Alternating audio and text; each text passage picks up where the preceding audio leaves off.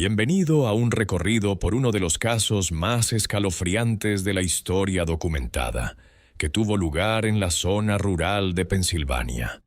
Pero antes de empezar, comenta, ¿desde dónde nos ves y la hora exacta en que escuchaste esta historia? Queremos saber de dónde y en qué horarios del día o noche se reciben estas historias documentadas. El invierno de 1887 trajo nevadas sin precedentes a los valles aislados del condado de McKean, Pensilvania. Entre los pueblos dispersos que salpicaban las tierras madereras, el municipio de Keating albergaba un pequeño lugar llamado Meridian House. Este hotel de 3 pisos servía a la población flotante de madereros, topógrafos y viajeros ocasionales que buscaban refugio en los caminos agrestes de montaña que enlazaban la región con el mundo exterior. El edificio mismo se alzaba como una presencia oscura contra el paisaje invernal. Su marco de madera desgastado por décadas de tormentas de montaña e inundaciones estacionales del cercano Kettle Creek. Los archivos del condado de la Sociedad Histórica de McKean muestran que la Meridian House se erigió en 1881 sobre lo que había sido un antiguo campamento maderero activo durante los años de auge de la tala en Pensilvania. El primer campamento había sido abandonado después de varios accidentes que los nativos achacaron a la inestabilidad geológica del terreno. El nuevo hotel había exigido una amplia cimentación para resolver lo que los constructores de la época llamaron condiciones subterráneas peculiares, que parecían alterarse a medida que avanzaban las excavaciones. La tarde del 14 de febrero de 1887, 2 hermanos se presentaron en la Meridian House en busca de alojamiento. En el registro del hotel, que se encontró décadas más tarde, durante unas renovaciones en el sótano de la Sociedad Histórica del Condado de McKean, aparecen los nombres de Cornelius Ashworth y Lysander Ashworth, ambos listando Filadelfia como domicilio. El dueño, un hombre llamado Ezekiel Thorne, apuntó en su diario que los hermanos pidieron habitaciones en el piso de arriba y preguntaron por el ático del edificio para unas observaciones astronómicas. La entrada en el registro de Thorne, con su letra meticulosa, anotó que los hermanos pagaron por adelantado una semana en monedas de oro en lugar de la moneda de papel más común de la época. Los hermanos Ashworth eran hombres refinados, ambos de unos 30 años. Los testimonios de la época, recogidos por el alguacil Oadia Pierce, lo retrataron de 5 pies y 10 pulgadas, moreno y con barba cuidada.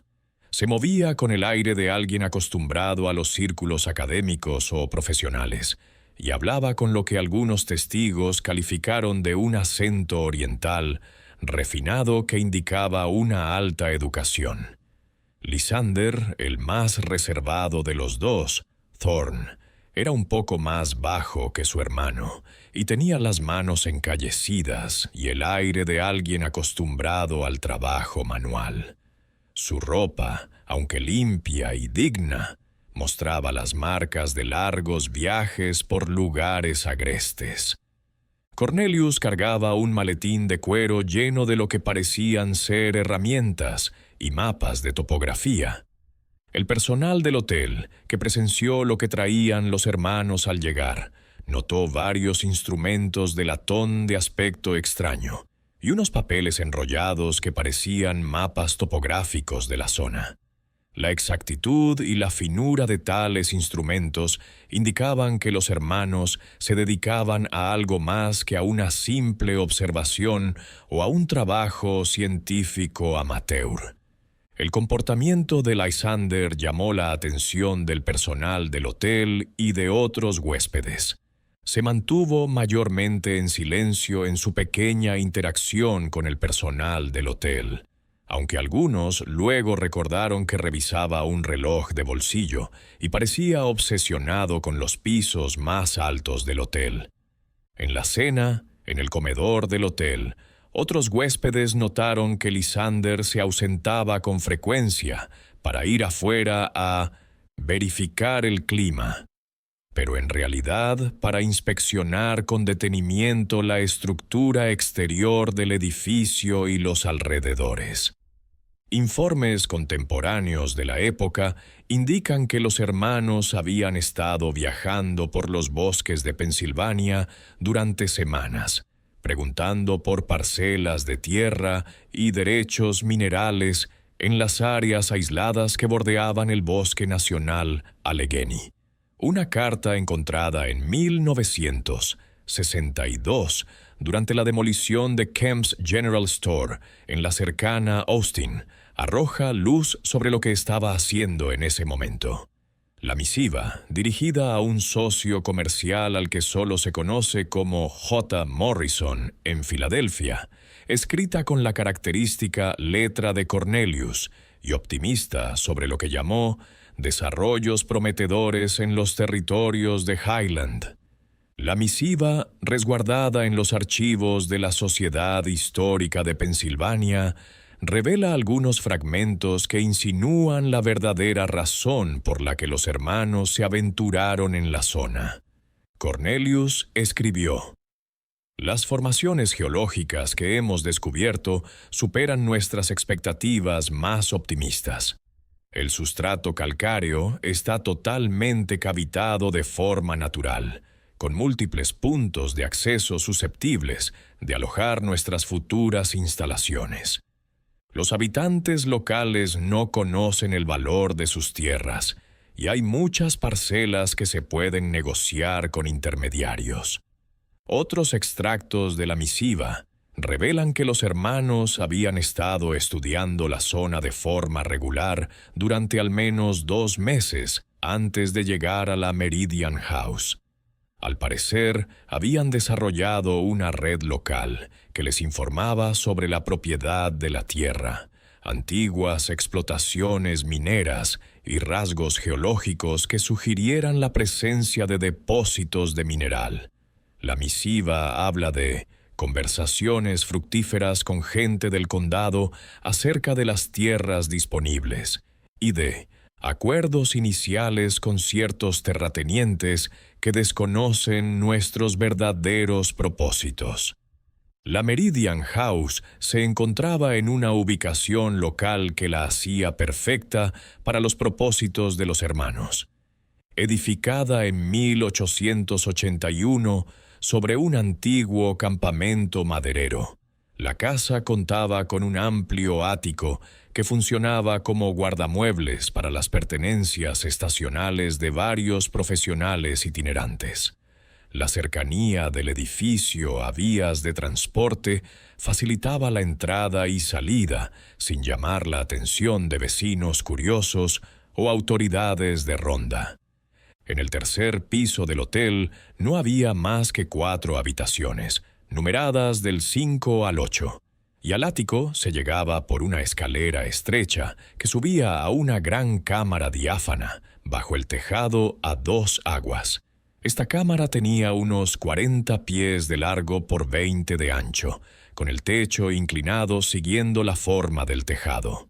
El lugar solía estar lleno de muebles viejos, provisiones de temporada y algún que otro cofre olvidado por antiguos huéspedes que no habían regresado a por sus pertenencias. Las reservas del hotel muestran que los hermanos Ashworth habían pedido expresamente este espacio del ático, diciendo que necesitaban un lugar alto para tomar medidas astronómicas. Ezekiel Thorne, sorprendido por la petición, había aceptado abrir el acceso por un cargo extra. Su diario, encontrado entre papeles familiares en 1943, muestra lo impresionada que estaba por el supuesto conocimiento científico de los hermanos y su disposición a desembolsar precios superiores por un alojamiento especializado. La mañana del 15 de febrero, la única habitante del hotel, una anciana llamada Temperance Caldwell, ama de llaves y cocinera, notó que ninguno de los hermanos había bajado a desayunar. Esto no alarmó de inmediato, pues muchos huéspedes tenían horarios variables según su trabajo. Pero cuando la noche cayó sin rastro de los Ashworth y la noche se adentró en la madrugada, Thorne fue a sus habitaciones. El propio relato de Temperance Caldwell de ese día, jurado en una declaración al alguacil Pierce varios días después, llenó algunos de los detalles de las últimas horas de los hermanos en el hotel. Ella dijo que la noche del 14 de febrero la habían despertado ruidos en los pisos de arriba. Un rasguido rítmico, como si alguien arrastrara muebles pesados por el suelo de madera. Los ruidos habían seguido toda la noche, intermitentes, pero familiares, lo que ella llamó conversaciones amortiguadas, susurros urgentes. A los hermanos les habían asignado habitaciones contiguas en el tercer piso, la 7 y la 8. Thorne llamó a ambas puertas y, al no obtener respuesta, sacó su llave maestra. Ambas habitaciones estaban vacías, las camas sin hacer, sin señales de haber sido ocupadas recientemente. Las maletas de los hermanos seguían en sus habitaciones, llenas de ropa, enseres y la colección de herramientas de topografía de Cornelius. Más extrañamente, ambas habitaciones parecían como si sus ocupantes se hubieran marchado a mitad de algo. Había papeles por todo el escritorio en la habitación 7, cartas aparentemente de varias personas y empresas relacionadas con el desarrollo territorial y la minería. Una lámpara de aceite ardía tenue en la habitación 8. Su llama menguante indicaba que había sido abandonada durante horas, pero no extinguida. La proximidad de la lámpara a una ventana con vistas al paisaje circundante indicaba que podría haber sido utilizada como un dispositivo de señalización para comunicarse con compañeros ubicados en otras partes de la región. El primer hallazgo que llamó la atención fue un mapa manuscrito descubierto en el escritorio de su habitación. El burdo dibujo era el plano del hotel, con medidas exactas de cada habitación y anotaciones sobre el grosor de las paredes, la posición de las vigas maestras. El mapa mostraba un diagrama del ático de arriba, con lugares señalados con símbolos parecidos a los marcadores de levantamiento geológico profesional. Las notas al margen del mapa señalaban puntos concretos del ático con símbolos que parecían rumbos de brújula y cotas de altitud. Algunas zonas estaban señaladas con pequeñas cruces y números, quizás medidas de distancia o profundidad.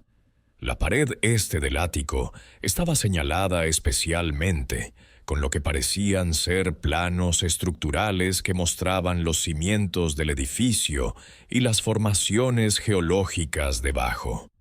La búsqueda de Thorne continuó en el ático, al que se podía llegar por la escalera del pasillo del tercer piso. Los escalones de madera mostraban signos de haber sido transitados recientemente, la noche anterior, por ellos, con restos de tierra y escombros que parecían haber sido arrastrados desde los pisos inferiores o desde el exterior. La puerta del ático, que Thorne siempre mantenía cerrada con llave, había sido abierta con lo que parecían herramientas profesionales de ganzúa, ya que había limaduras de metal alrededor del ojo de la cerradura. Cuando Thorne entró en el ático, lo primero que notó fue que el lugar había cambiado mucho desde la última vez que lo había visto hace unos días. Algunos muebles habían sido desplazados de las paredes para dejar un espacio libre en el centro. Un enorme cofre, normalmente destinado a guardar ropa de cama estacional, había sido desplazado para funcionar como mesa, y sobre él se colocaban con precisión herramientas e instrumentos.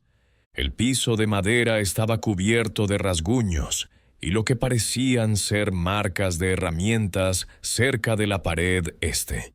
Pero lo más alarmante era que una parte de las tablas del suelo, alrededor de 3 por 4 pies, había sido levantada parcialmente, dejando al descubierto las vigas estructurales subyacentes y dando acceso al espacio entre el suelo del ático y el techo de las habitaciones de abajo. Las tablas del suelo habían sido levantadas y apartadas, como si el trabajo se hubiera hecho con cuidado de no dejar rastro de intrusión. La investigación que siguió involucró a las escasas fuerzas del orden del aislado condado durante los meses de invierno. El alguacil Oadia Pierce llegó del condado en Smithport 2 días después, acompañado de su ayudante, un joven llamado Jeremiah Walsh, y el médico local, el doctor Phineas Rothel, el forense local cuando las cosas necesitaban una mirada médica profesional. El examen de la escena por el doctor Rothel, en su informe oficial a las autoridades del condado, registró varias cosas extrañas que desconcertarían a los investigadores durante décadas. Su entrenamiento médico dio una idea de lo que los hermanos habían estado haciendo la noche final en el hotel. El médico notó que las herramientas para quitar las tablas del suelo parecían planificadas y de alguien con experiencia en construcción o excavación. Debajo de las tablas del suelo movidas, los obreros descubrieron una serie de objetos inexplicables. Envueltos en tela engrasada, había frascos de vidrio llenos de lo que parecían muestras de suelo de distintos puntos de la zona. Cada frasco estaba etiquetado con coordenadas y fechas de hace meses, lo que indicaba que los hermanos habían estado explorando geológicamente durante el otoño e invierno de 1886 y 1887. Las muestras de suelo, al ser analizadas por el Dr. Rothel, empleando los métodos analíticos elementales de la época, determinó unas composiciones muy diferentes de las rocas geológicas comunes del condado de McKean. Algunas muestras parecían restos minerales relacionados con formaciones subterráneas profundas, mientras que otras mostraban signos de haber sido procesadas o refinadas previamente, lo que indicaba que podrían haber sido recolectadas de minas activas o abandonadas. Junto a ellos había dibujos detallados de formaciones geológicas, depósitos minerales y lo que parecían ser planos arquitectónicos de cámaras subterráneas. Los dibujos revelaban una maestría técnica que iba más allá de la mirada casual o de un aficionado a la geología. Los dibujos contenían medidas exactas, cálculos estructurales y notas sobre la capacidad de carga y los requisitos de excavación, lo que indicaba conocimientos de ingeniería. Pero lo más alarmante fue el hallazgo de un diario de cuero con la reconocible escritura de Lysander. El diario, encuadernado en cuero y con herrajes de latón, tenía unas 200 páginas llenas de anotaciones, cálculos y planes que registraban las actividades de los hermanos durante varios meses. Las últimas entradas, del 14 de febrero y la madrugada del 15, hablaban de confirmación del marco teórico y de penetrar en las cámaras inferiores por el punto de entrada conocido. Las hojas anteriores del diario relataban sus viajes a través de los rincones más alejados de Pensilvania, catalogando avistamientos de formaciones geológicas extrañas y minas abandonadas. Las notas de diciembre de 1886 detallaban viajes a lugares en los condados de McKean, Potter y Cameron, evaluando el potencial mineral y la viabilidad para la extracción. Al parecer, los hermanos habían elaborado un método sistemático para analizar posibles ubicaciones, teniendo en cuenta la geología, el transporte y la población local. Especialmente intrigantes fueron las alusiones a lo largo del diario al proyecto Highland y a la coordinación con socios de Filadelfia. Estas entradas indicaban que las acciones de los hermanos eran parte de un esfuerzo coordinado mayor, que involucraba a varias personas y mucho dinero. Las alusiones a horarios de envío y a convenios de procesamiento parecían sugerir que todo lo que se extrajera de los sitios sería transportado a plantas fuera de la región inmediata. La búsqueda del alguacil Pierce se amplió más allá del hotel para inspeccionar los alrededores en busca de cualquier indicio de la partida de los hermanos. Su informe oficial a las autoridades del condado de McKean el 20 de febrero de 1887 añadió algunos detalles más al misterio de su desaparición. El alguacil y su ayudante rastrearon metódicamente los terrenos del hotel y el bosque circundante inmediato en busca de huellas, objetos descartados o cualquier otra pista que pudiera revelar la dirección en la que partieron los hermanos. La ausencia total de rastros que se alejaran del hotel a través de la nieve fue especialmente desconcertante. La nevada temprana del 15 de febrero debería haber cubierto cualquier rastro de personas que abandonaran el edificio, pero no se pudo encontrar evidencia de ello, a pesar de la inspección de todas las posibles salidas. La nieve alrededor del edificio permaneció intacta, a excepción de las huellas habituales del personal del hotel en sus tareas cotidianas. Los demás huéspedes del hotel en el momento de los hechos aportaron detalles que enturbiaron la investigación. Hartford Bixby, viajante de plaza de una fábrica de maquinaria de Pittsburgh. Quinto, tercer piso. Su declaración al alguacil Pierce detalló haber oído ruidos en el ático la noche del 14 de febrero. Un rasguido rítmico y golpes ocasionales como si arrastraran objetos pesados por el suelo de madera. Amos Whitmore, un medidor de madera que trabajaba para una maderera de Bradford, había sido asignado a la habitación 6 y reportó lo mismo. Su experiencia laboral en construcciones y excavaciones le hizo darse cuenta de que los ruidos parecían el arrastre de materiales de construcción, como tablas del suelo o paneles de pared.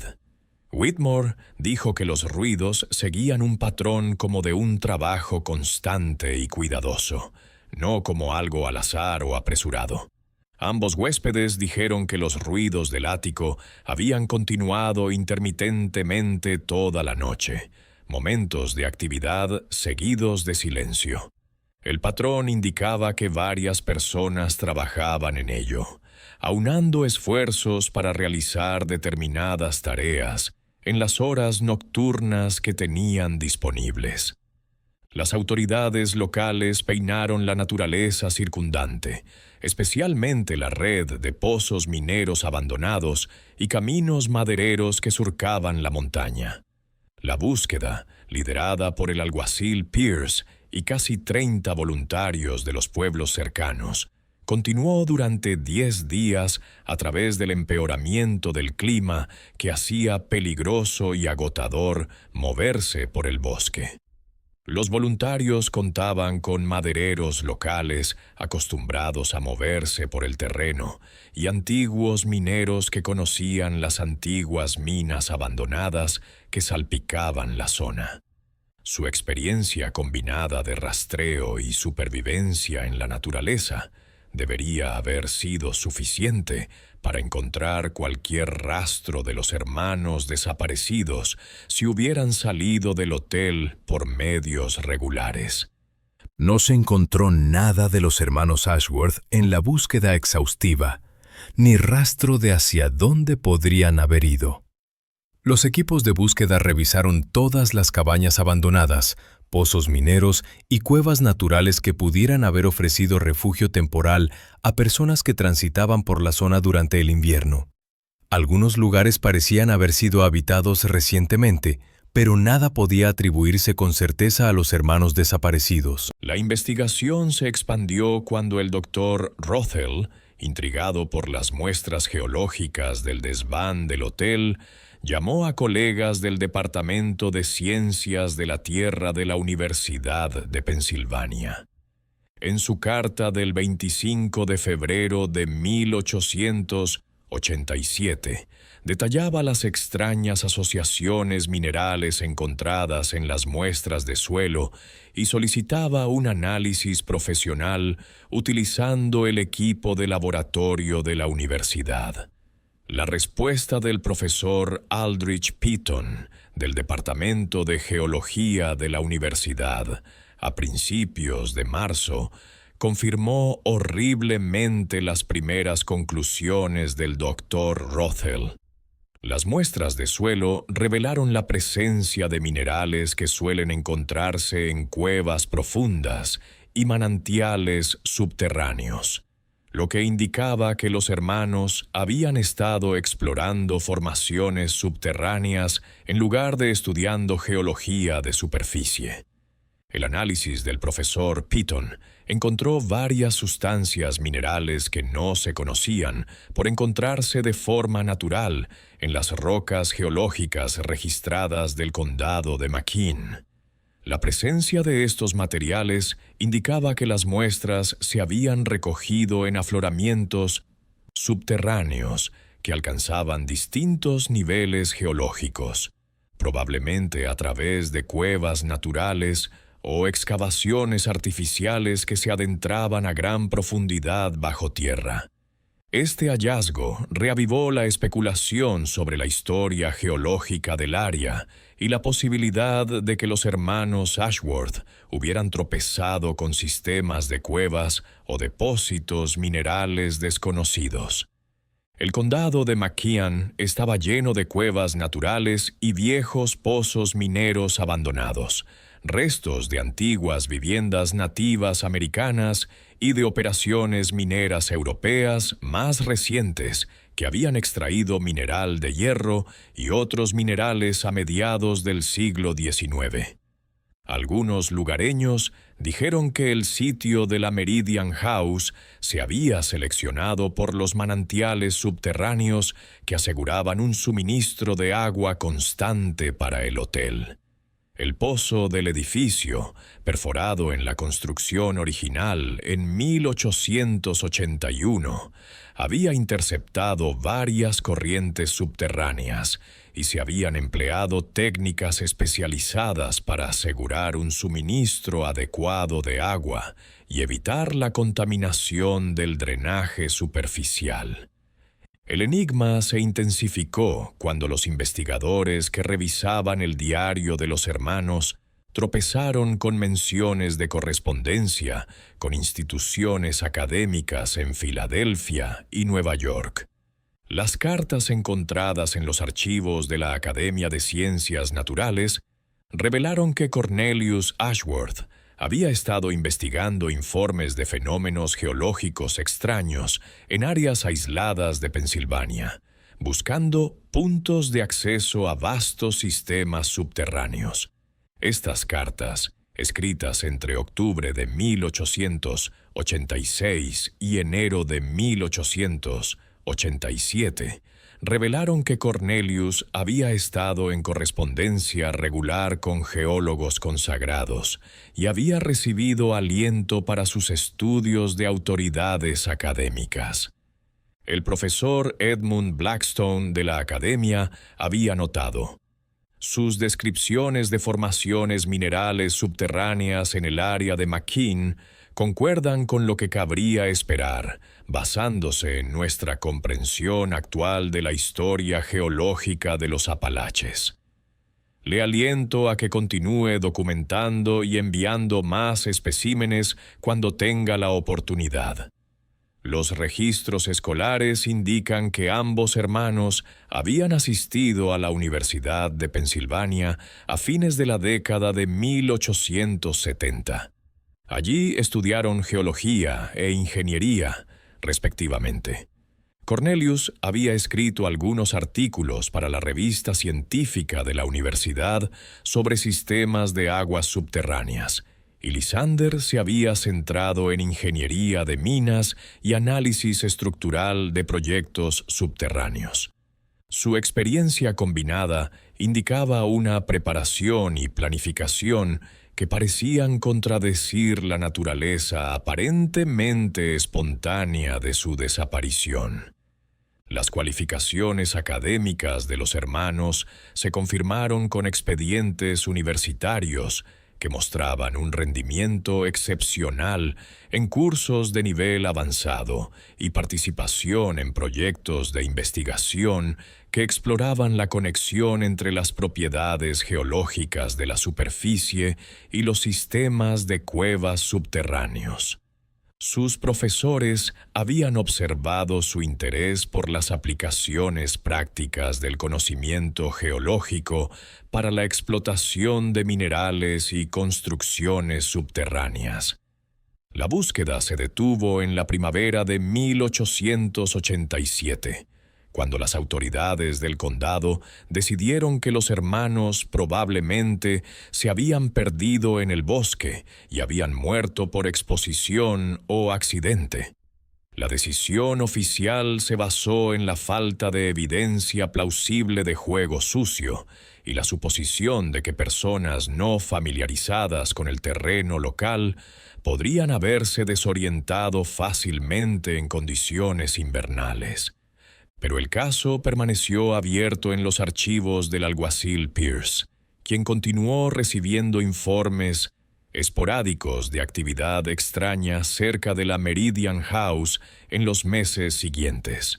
Su diario, encontrado entre papeles familiares en 1934, muestra que dudaba de la versión oficial y sospechaba que la desaparición de los hermanos tenía más que ver con algo que no se había investigado. El dueño del hotel, Ezekiel Thorne, reportó ruidos extraños en el ático durante los meses posteriores a la desaparición.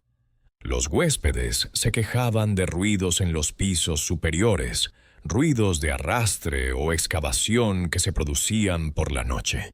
Estos avistamientos se hicieron tan comunes que Thorne finalmente cerró el acceso al ático con tablones de madera maciza, diciendo que tenía preocupaciones estructurales sobre el edificio. El ático sellado permaneció intacto durante años, pero la fama del hotel sufrió a medida que se extendía la palabra por toda la región sobre las extrañas circunstancias que rodearon la desaparición de los hermanos Ashworth. El negocio se fue a pique. Muchos clientes preferían alojarse en otro sitio antes que en un lugar relacionado con sucesos inexplicables. Thorne tuvo que bajar los precios y abrirse a una clientela con historiales e intenciones cuestionables. En 1891, la Meridian House se vendió a un sindicato de hombres de negocios de Pittsburgh que querían restaurarla como un pabellón de caza para ricos deportistas de las ciudades del este. Los nuevos dueños, encabezados por un hombre de negocios llamado Aldrich Montrose, iniciaron amplias renovaciones para actualizar el interior, ampliar el comedor y mejorar el sistema de calefacción para hacer el lugar más confortable para los huéspedes adinerados. En la renovación, los obreros reabrieron el ático sellado para inspeccionar la integridad estructural de los soportes del techo y ver si el espacio se podía convertir en alojamiento para huéspedes. Lo que encontraron reavivó la desaparición de los hermanos Ashworth y mostró que el caso era mucho más complicado de lo que nadie hubiera imaginado. La excavación que habían iniciado en la pared este durante su estancia, los hermanos parece que continuó tras la investigación oficial. El agujero ahora se adentraba varios pies en los cimientos del edificio y mostraba signos evidentes de trabajo regular a largo plazo.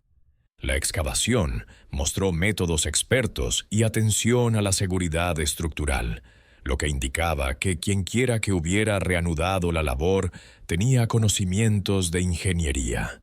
Más alarmante fue el hallazgo de más objetos que no estaban allí en el momento de la primera investigación. Debajo de tablas sueltas, en rincones no alterados en la búsqueda del alguacil Pierce, había cuadernos llenos de anotaciones escritas con varias manos. Los cuadernos contenían registros de incursiones metódicas en los pasadizos debajo del hotel, con mapas detallados y bocetos de cámaras subterráneas. Los cuadernos mostraron que la excavación había perforado la pared de la cimentación, abriendo la entrada a un sistema de cuevas naturales que se extendía por debajo del edificio y más allá, conectando con túneles subterráneos en toda la región. Los autores informaron sobre una serie de cámaras conectadas entre sí, algunas con restos de habitación humana anterior a la colonización europea de la zona. Las alusiones a arreglos de piedra y marcadores grabados indicaban que los espacios subterráneos habían sido habitados por antiguos residentes, posiblemente nativos americanos que habían utilizado el sistema de cuevas como refugio o lugar ceremonial. Los cuadernos estaban llenos de notas sobre artefactos encontrados en diferentes cámaras, desde herramientas de piedra y trozos de cerámica hasta lo que parecían arreglos intencionales de rocas que podrían haber tenido propósitos astronómicos o religiosos. Montrose informó al sheriff del condado sobre el hallazgo, lo que reabrió la investigación bajo el nuevo sheriff Isaiah Crenshaw, quien había reemplazado al alguacil Pierce tras su jubilación en 1889. El recorrido por los túneles del sheriff Crenshaw descubrió un laberinto de cuevas naturales que enlazaban con antiguos pozos, mineros abandonados en las colinas vecinas, formando una red subterránea a la que se podía acceder desde distintos puntos en la superficie. El equipo de espeleólogos, con la iluminación adecuada y el equipo de seguridad para la exploración subterránea, mapeó cientos de pies de pasadizos subterráneos en la primera investigación. El sistema de cuevas reveló numerosas cámaras de diferentes tamaños, interconectadas por túneles y galerías más amplias que mostraban signos de formación natural y alteración intencional para hacerlas más accesibles. La cámara más grande, a unos 50 pies por debajo de la base del hotel, albergaba secretos que atormentarían la zona durante años. La habitación tenía casi 60 pies de largo y 30 de ancho, con un techo abovedado de 20 pies de alto en algunos puntos. Las cuevas naturales de piedra caliza habían sido ampliadas con muros de piedra para crear estancias separadas. La cámara albergaba lo que parecía ser una base subterránea sofisticada, preparada para estadías prolongadas y operaciones regulares. Se habían desarrollado varias salas en la cueva, dormitorios, almacenes de provisiones y una amplia sala de trabajo donde se catalogaban y preparaban para el envío a la superficie los especímenes geológicos. La estructura subterránea parecía haber sido habitada por varias personas durante mucho tiempo. Las cosas personales esparcidas por las cámaras indicaban que el lugar había sido habitado por lo menos por una docena de personas, con señales de organización y división del trabajo entre ellas. La sofisticación de los preparativos sugería una planificación considerable y una gran inversión en establecer una base subterránea operativa. Lo más perturbador fue encontrar entre las cámaras subterráneas objetos personales de los hermanos Ashworth. Las herramientas de topografía de Cornelius estaban apiladas sobre una mesa improvisada en la sala principal, rodeada de mapas del sistema subterráneo y cartas geológicas que catalogaban la composición mineral de diferentes puntos dentro de la red de cuevas. El reloj de bolsillo de Lysander, grabado por su graduación de la Universidad de Pensilvania, descansaba entre papeles dispersos, llenos de cálculos y notas geológicas que ampliaban su diario. Estos objetos personales indicaban que los hermanos habían logrado ingresar al sistema subterráneo y habían proseguido con su labor en la base subterránea. Los documentos descubiertos en las cámaras subterráneas revelaron la magnitud de las operaciones de los hermanos en la zona. Más que especulaciones territoriales o estudios geológicos académicos, habían estado mapeando metódicamente los depósitos minerales subterráneos en todo el condado de McKean y más allá, identificando formaciones que indicaban la presencia de ricos filones de mineral y recursos explotables. Sus apuntes revelaban que el complejo de cuevas debajo de la Meridian House era una especie de centro de control para una red de minas en las montañas de alrededor.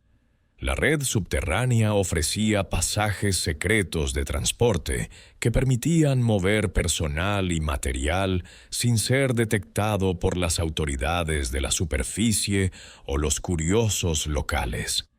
La investigación del sheriff Crenshaw descubrió que los hermanos Ashworth no habían estado solos en sus actividades subterráneas. Las alusiones en sus apuntes hablaban de otras personas que trabajaban en el estudio, identificadas solo por iniciales y números codificados que parecían indicar una organización mayor con protocolos de seguridad operacional. La evidencia encontrada en la base subterránea mostraba que el estudio había ido mucho más allá de la exploración y documentación. Herramientas pesadas, explosivos y equipo de procesamiento de mineral indicaban que la minería activa se había iniciado en varias partes del sistema de cuevas, con intentos deliberados de localizar y explotar los mejores depósitos de mineral. La sofisticación del operativo requirió de un fuerte financiamiento y de la coordinación de varios actores. El equipo hallado en las cámaras subterráneas incluía instrumentos de minería especializados que habrían sido caros de comprar y transportar a un lugar tan aislado. La presencia de restos de material de procesamiento químico indicaba que el refinamiento inicial del material extraído se realizaba bajo tierra, antes de ser transportado a instalaciones en la superficie. Pero el estado abandonado del búnker subterráneo dejó serias preguntas sobre qué les había sucedido a sus habitantes. La evacuación repentina indicaba que algo había fallado en la operación y que los mineros habían huido dejando atrás su trabajo y equipo sin tiempo para procedimientos de cierre adecuados o recuperación de materiales e instrumentos costosos.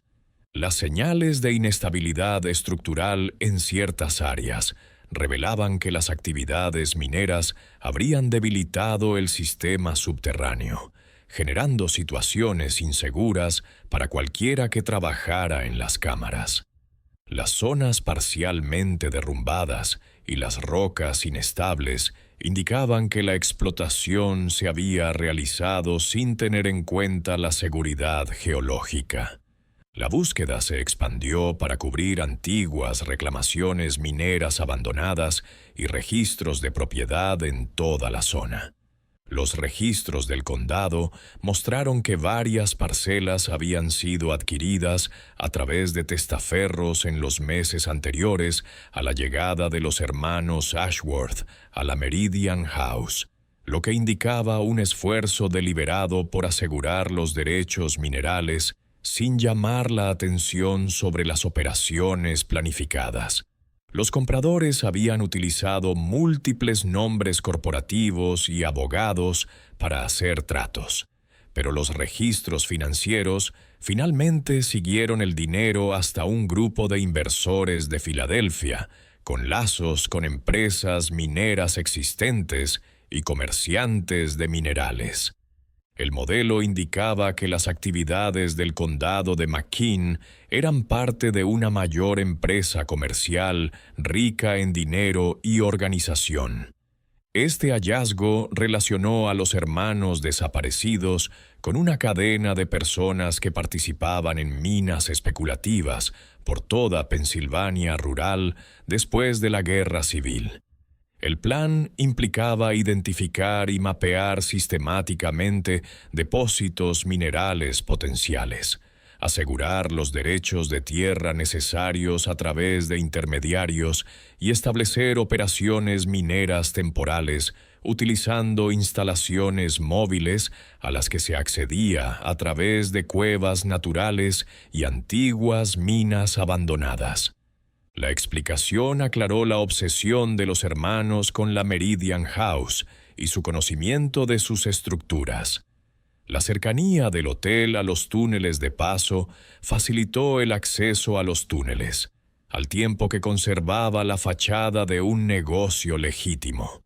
El tercer piso y el ático del edificio funcionaron como almacén para el equipo y como entrada discreta al lugar de excavación de abajo. La investigación del sheriff Crenshaw se prolongó durante meses, ampliándose a registros en otras propiedades vinculadas al grupo de inversión de Filadelfia. Se encontraron minas subterráneas similares en 3 lugares más del condado de McKean, todas con indicios de una extracción regular de minerales y un abandono repentino de la maquinaria y las estructuras. El patrón que se veía en todos los lugares indicaba que toda la red se había cerrado al mismo tiempo, probablemente en respuesta a alguna amenaza o evento que amenazaba con interrumpir las operaciones continuas de extracción. El carácter sincronizado del abandono sugería que la organización tenía canales de comunicación y planes de evacuación en caso de emergencia para personal y equipo crítico. La investigación finalmente se detuvo en callejones sin salida por problemas jurisdiccionales que surgieron de la naturaleza interestatal de la empresa criminal y la falta de cooperación de las autoridades de Filadelfia, quienes dijeron que las personas involucradas habían huido de su jurisdicción y no podían ser localizadas para ser entrevistadas. Sin evidencia de delitos federales que pudieran involucrar a las fuerzas del orden federales, las autoridades locales carecían de los medios y la autoridad para buscar una solución legal formal. El interés por el caso se reavivó en 1903 cuando una fuerte inundación de primavera destruyó los cimientos de Meridian House, ahora Mountain View Lodge, bajo una nueva propiedad después de la quiebra de Montrose en 1898. Las aguas de la inundación que se filtraron en el sótano revelaron túneles adicionales que no habían sido notados en exploraciones anteriores, lo que indicaba que el sistema subterráneo era aún más vasto de lo que se pensaba. Las zonas recién descubiertas mostraban signos de actividad más reciente, lo que revelaba que las operaciones subterráneas habían continuado en secreto después de que la investigación oficial se cerrara en la década de 1890.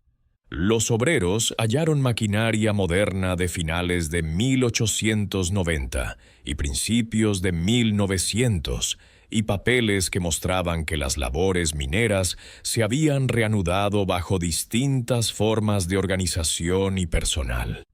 Entre los papeles había correspondencia dirigida a personas que se hacían llamar Cornelius y Lysander. Los apellidos eran distintos de la identificación de Ashworth. Los corresponsales hablaron sobre el progreso en la restauración de las operaciones de Highland, aludiendo a interrupciones anteriores que habían provocado una suspensión temporal. Las cartas indicaban que al menos algunos de los participantes originales habían regresado para continuar su trabajo bajo nuevas identidades. El hallazgo abrió interrogantes sobre la identidad real de los hermanos desaparecidos y si su desaparición había sido escenificada como parte de un engaño mayor para desviar la atención de actividades criminales en curso. El estudio de la letra en las cartas coincidió con la de las muestras de escritura en los diarios originales de los hermanos, pero no fue suficiente para identificarlos positivamente. Este descubrimiento llevó a una revisión completa de los datos de la investigación original, destapando varias inconsistencias y errores que se habían pasado por alto en la primera investigación. El registro de los hermanos en el hotel se hizo con nombres que no pudieron ser confirmados en los directorios de la ciudad de Filadelfia, ni en los registros universitarios cuando fueron investigados más a fondo que en la investigación inicial. Sus supuestas credenciales académicas, aunque parecían auténticas, no pudieron verificarse en los registros de inscripción reorganizados y digitalizados de la Universidad de Pensilvania de los años centrales. Las identidades falsas parecían demasiado elaboradas para ser una simple tapadera para una investigación geológica legítima, lo que insinuaba una intención criminal premeditada en lugar de una investigación legítima. Una investigación posterior descubrió que la Meridian House había servido como base de operaciones para actividades mineras ilegales durante casi 2 décadas, después de su construcción en 1881. La distancia a la que se encontraba el edificio y su disfraz como un pequeño hotel que atendía a viajeros legítimos ofrecían una cobertura ideal para dirigir operaciones extractivas en toda la región, sin levantar sospechas de las autoridades. La supuesta muerte de los hermanos Ashworth fue aparentemente escenificada para desviar la atención de la empresa criminal en curso, al tiempo que permitía a las figuras clave desaparecer y continuar operando bajo nuevas identidades y estructuras organizativas.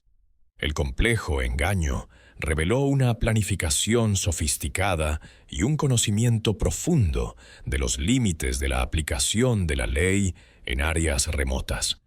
La magnitud de la operación ilegal se hizo evidente cuando los investigadores descubrieron una red de túneles subterráneos que unían varias minas ilegales en todo el condado de McKean y en los condados vecinos de Potter y Cameron. El sistema había crecido a lo largo de décadas, aprovechando cuevas naturales y antiguos pozos mineros para transportar equipos y material extraído sin ser detectado en la superficie. La policía local finalmente siguió la operación hasta una red criminal con sede en Filadelfia, que extraía ilegalmente minerales de tierras públicas y privadas en toda Pensilvania y estados circundantes. El grupo empleó una serie de empresas e identidades falsas para obtener acceso a áreas potenciales, y luego estableció operaciones mineras clandestinas que eludían la supervisión regulatoria y los impuestos que gravan a las empresas mineras legales. La criminalidad había actuado con métodos propios de una empresa, llevando una contabilidad y contratando a personas con auténtica formación en geología, ingeniería o minería. El éxito del equipo había provenido de reconocer depósitos minerales ignorados por las grandes empresas mineras y de extraer materiales utilizando métodos que reducían al mínimo la alteración superficial y el descubrimiento oficial. Los hermanos Ashworth, cuyos nombres reales se revelaron como Dimitri y Alexander Clove, habían actuado como exploradores de vanguardia para la organización, localizando posibles emplazamientos y preparando el terreno para las operaciones de extracción. Su supuesta experiencia en geología e ingeniería de minas los hizo útiles para inspeccionar posibles ubicaciones y diseñar métodos eficientes de extracción. Los hermanos Clove eran inmigrantes letones que habían ingresado ilegalmente a Estados Unidos en la década de 1870 y se habían convertido en criminales para ganarse la vida y evadir la detección por parte de las autoridades de inmigración. Su formación en escuelas técnicas europeas les había dado habilidades útiles para organizaciones criminales involucradas en robos y fraudes sofisticados. El descubrimiento de sus identidades llevó a detenciones en Filadelfia y la persecución de varias personas involucradas en las operaciones mineras ilegales. Pero el destino de los hermanos Clove originales sigue siendo desconocido. La evidencia indicaba que habían adoptado nuevas identidades y seguían trabajando para el sindicato criminal bajo nombres diferentes en todo el oeste americano.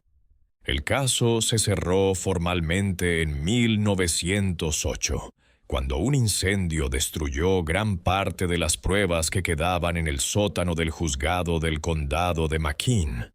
Meridian House siguió funcionando como hotel hasta 1923, cuando la caída del negocio y los constantes problemas estructurales provocados por las amplias excavaciones subterráneas obligaron a su cierre definitivo. El edificio estuvo abandonado durante décadas antes de ser demolido en 1951 para evitar accidentes de personas curiosas que se aventuraban a recorrer sus ruinas. En la demolición, los obreros hallaron más cámaras subterráneas que no habían sido exploradas en investigaciones previas. Estos espacios albergaban la mayor evidencia asociada con los crímenes iniciales y finalmente revelaron la magnitud y sofisticación de la empresa minera ilegal. En una cámara sellada se encontraban las pertenencias de varias personas que habían participado en las operaciones subterráneas durante casi 40 años. La colección contenía elementos que coincidían con la descripción de las posesiones que llevaban los hermanos Clove desaparecidos y registros que seguían las actividades de la organización desde la década de 1880 hasta principios de la década de 1920. Entre los hallazgos se encontraban diarios que narraban la actividad diaria de la mina subterránea durante años. Las entradas, redactadas por múltiples personas que habían formado parte de la empresa en distintas etapas, narraban un esfuerzo organizado para robarle minerales preciosos a la tierra y evadir a la policía y a los reguladores. Los periódicos informaron sobre lo que les había sucedido a quienes habían tratado de dejar la organización o que habían amenazado con denunciar las actividades criminales a la policía. Algunas entradas narraron enfrentamientos con trabajadores que se habían vuelto poco fiables o que exigieron mayores partes en las ganancias de la extracción. La organización, al parecer, utilizaba la intimidación y la violencia para controlar su territorio y para evitar que la empresa criminal fuera denunciada por antiguos socios o trabajadores descontentos. El método sistemático de eliminación de amenazas de seguridad reveló la crueldad de los líderes de la organización. Las últimas entradas en los diarios de 1923 narran la decisión de la organización de cerrar para siempre sus operaciones en Pensilvania ante el creciente escrutinio legal y la disminución de la rentabilidad de los depósitos minerales aún accesibles. Parece que el liderazgo se había mudado a áreas mineras de Colorado y Montana, donde la supervisión regulatoria seguía siendo escasa y las posibilidades de una lucrativa extracción ilegal eran mayores.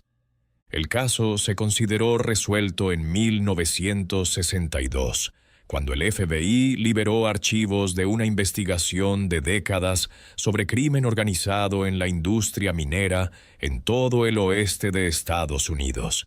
Entre ellos había fotografías y fichas de huellas dactilares que corroboraron las identidades reales de algunas de las personas implicadas en las operaciones de Pensilvania.